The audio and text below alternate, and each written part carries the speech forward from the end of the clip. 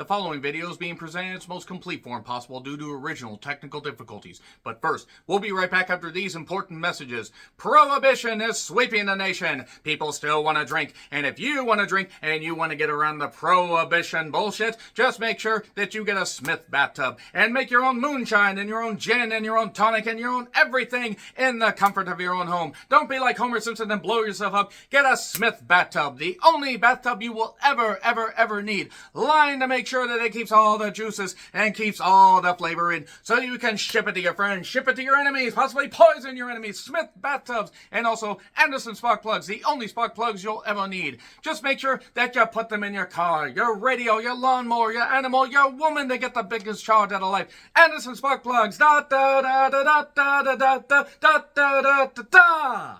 I'm John Renton with my review of the 4-year anniversary of AEW Dynamite from Stockton, California. Boy, that was a really goddamn weird intro, wasn't it? But thanks to Tony Storm being a goddamn fucking delight and saying that great goddamn line of the messages, from these important people. My God, Tony Storm's a fucking delight. Okay, first things first.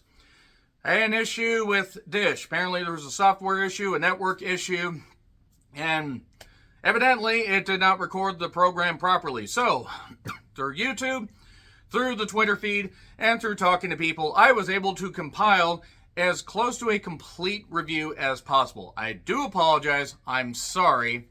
And I'm not going to lie, I was a bit frustrated, but nevertheless, this is the most complete review that I can provide because I wasn't going to try to watch it through alternative means just because I don't want to do that. So, nevertheless, this wasn't a great follow-up to WrestleDream. I was at Collision and WrestleDream. Check out my reviews of those. I pretty much lost my goddamn voice and temporarily lost some hearing at WrestleDream because of the big reactions, especially to Adam Edge Copeland showing up. So, according to WrestleTix, there's around 4,000, 4,500 people in a 12K arena. Even if they only used 8,000 seats of that, that's not good. Yes, Adam Copeland moved some tickets, and I'm really hopeful that he gets to do what he wants. And it was great to be within 10 feet of the guy. He was taking pictures of everybody. He was happy to be there. And great, if this is how he wants to end his career, I wish him nothing but the fucking best. So, backstage with Renee, Jericho, and Omega. The Winnipeggers, as one of my friends called them. Thank you, Rox. Thank you for that. In all seriousness, Rox, I hope you're doing well. The Winnipeggers or Jericho Omega. Winnipeggers is better. Here's Adam Copeland. There is so much Canadian action going on here. Don't you know? Sorry, that's Midwest. So, a future trio? Possibly, but Adam Copeland has things to address. And if we get Omega and Copeland at some point, I'm all for that.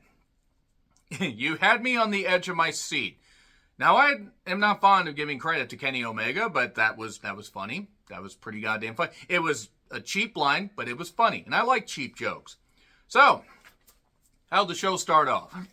It started off with Phoenix defending the International Instant Championship against Nick Jackson, who is for real. Never meant to make you cry. I hit several super kicks on this guy. Now you can't unhear it.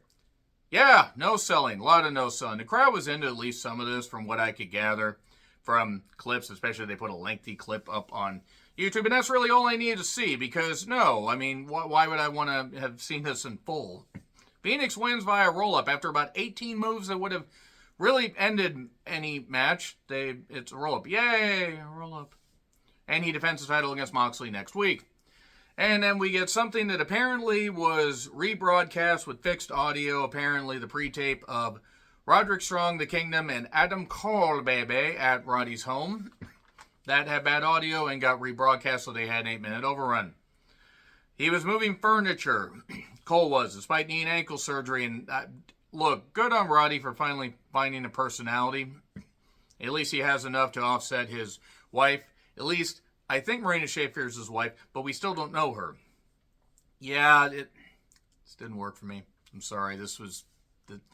I get it, but this really didn't work. I felt bad for the Kingdom. Then Wardlow's back with a haircut that is certainly a choice, and he beat up Griff Garrison. Okay, Wardlow needs to get out of there is what I noted, because unless he's been out with an injury, They don't know what to do with him. They didn't capitalize on him after the MJF situation, all this stuff. They need to do something right by him. So, it was cool that people reacted, but is it the same? No. I'm not saying he could be a world goddamn champion, but Jesus Christ, he could have been used better than this. Renee is with Callis and Takeshita. Renee, run. Not for Takeshita. He's cool. Kyle Fletcher will replace Sammy because he is not medically cleared.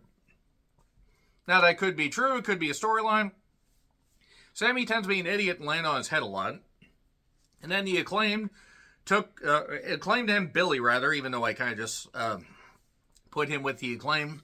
Took on Butcher, Blade, and Kip with Penelope. It's for the Trios Championships, one of the 2 Trios titles in the company.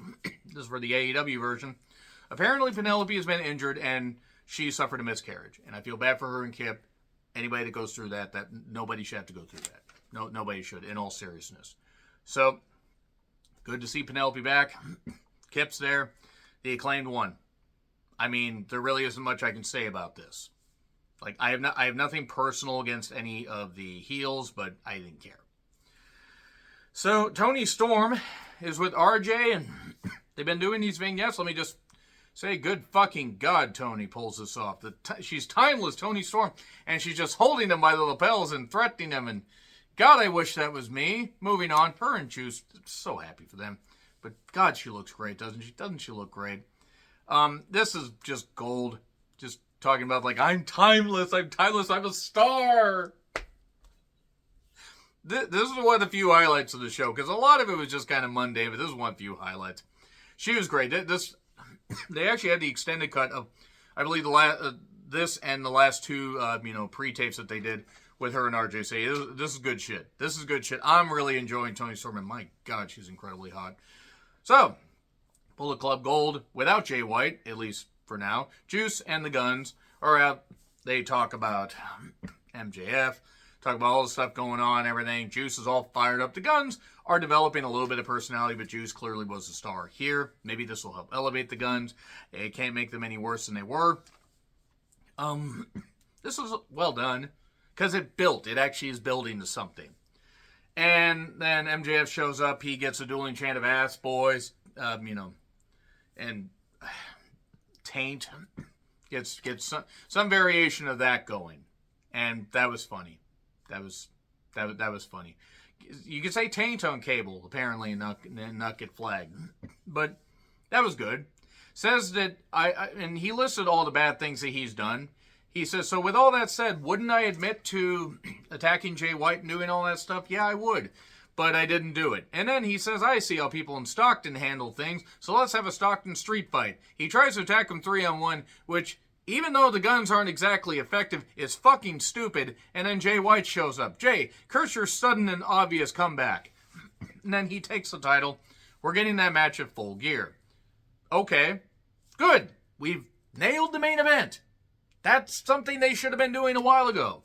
Coming out of a pay-per-view or the second week after a pay-per-view, you nail the main event. Even if you were a couple months away, you go with something there and you lock it in. And they need to fill the Kia Forum up, because that is an expensive fucking venue. But, good stuff, built to something. I'm looking forward to it, even if I'm not the biggest Jay White fan. So, Renee is with Orange Cassidy and Hook while he's eating chips. Orange Cassidy's like, I held the title for 11 months. Mox held it for 3 weeks, but he gets his title shot, or gets his rematch. And Hook continues to eat chips. Jericho Omega, the Winnipeggers, are taking on Takeshita and Kyle Fletcher, subbing for Sammy, and Don Callis joined commentary. It was funny that Don Callis kept trying to come at the section that I was sitting in. Like, he could have kicked any of our asses. There was a kid that Darby handed his skateboard to, and that kid could have kicked Don Callis' ass. I don't know why Don got upset, as none of us were Scarlet speaking out against him. To find out more, Google Don Callis and speaking out. So, the crowd was into it. Takeshita has improved. Kyle Fletcher was fine here. Stop thinking about it. No, I know you're thinking about it. Stop it. Get some help. And Omega pins Fletcher. Again, nothing wrong with it. I'm not exactly going to get detailed on these matches. But then Hobbs is part of the Don Callis family because we took him away from QT's group, which, yes, and we're putting him in Don Callis' group because we don't know what the fuck to do with Hobbs. And then he beats Omega up, throws him into the crowd, beats him up and everything. And then they try to duct tape him. In theory, it would work, except it didn't. The duct tape kept getting broken. Whatever kind of duct tape that was, it was not very strong. Red Green is shrieking at the skies. If anybody gets that Red Green reference, I love you guys. God, that's an old show. Anyway, then Callis tries to pull up on a chair shot but hits Omega in the head. They should not do the unprotected headshots. I'm sorry, they just shouldn't. They just fucking shouldn't. That's because all the stuff we know about CTE and stuff, we should. Not that you would be able to tell the difference with Omega's promos, but in all seriousness, no, we shouldn't be doing that shit. This was ridiculous. This was like, everything that could have gone wrong, went wrong. And even though I give credit to Hobbs for trying to make it work, he even yelled at Callis, would you fucking take care of this? Because he broke it. You idiot. So next week, we get Swerve and Danielson, and I think it's a TNT Championship, contenders match. And Phoenix versus Mox for the International Incident Championship. And look, if Mox wins it back, fine. I don't really care at this point. So MJF says he needs Cole. Tries calling him. This is after Max Caster, who has left funny, ridiculous messages and DMs and tweets on his making very suggestive comments to MJF. He's like, you're a stalker, and if you don't leave me alone, I'll get a restraining order. It's Max on Max action. I usually have to see, online once by mistake. So, Joe has a message for MJF while holding a cigar and some scotch of some variety. He is focused, and when I'm hungry, I always make sure to eat. Good stuff. MJF earned his respect, but he's not done with him. They do some things right, and then they take it away. So, Toni Storm's intro is tremendous. Her outro isn't bad either. Let's move on. Toni Storm and Sky Blue. We'll be right back after these important messages and all that. The match wasn't bad. Sky Blue has improved. At one point, Toni Storm, begging, just basically grabs Sky Blue's ass. Can you blame her? No. Could you blame it if it was reversed? No, you really couldn't. Toni wins. Not a bad match. And then we have Adam Copeland. I'm going to try to not call him Edge, but it's going to take a while. Adam Copeland comes out, Shivani and him talk for a bit. He says, you were the voice of my childhood, but this is my time, so, hit the bricks. And he goes over, what would he have done? His, retirement was an option. His kids were talking to him. His oldest said, you should go have fun with Uncle Jay, a.k.a. Christian Cage. I'm boiling it down here because the full clip's on YouTube, and you really should check that out, but this is just the bullet points of it. Talks about that. That's why he's in AEW. He's here to stay. And you know what? If it's his last run, good. The man came back from a neck injury and was able to do what I think he was contracted for like 10 matches a year in WWE. And if this is what he wants to do, I hope that he has a goddamn blast. And he calls out Christian, goes over the history. We haven't teamed up in over 20 years.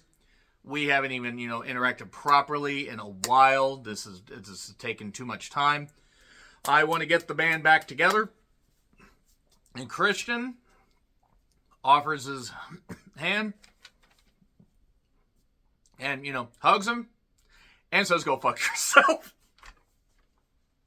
Which is good because Christian's still a heel. And then he says, just so you know, he gets back up on the stage after walking off. He says, I'm going to give you a preview of what you're going to face next week. And it's Luchasaurus coming out with Nick Wayne. I hope that this works out for Nick Wayne.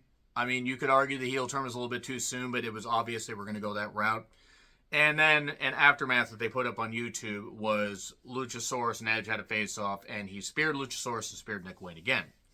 So as far as what, this is the most complete, Dynamite review I can compile. Hopefully issues are fixed next week.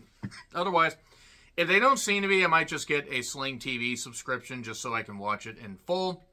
Nevertheless, hope you guys enjoyed it. Let me know your thoughts in the comments. Like, share, subscribe, Twitter handle in the description. I'm John Retlin. I'll see you soon.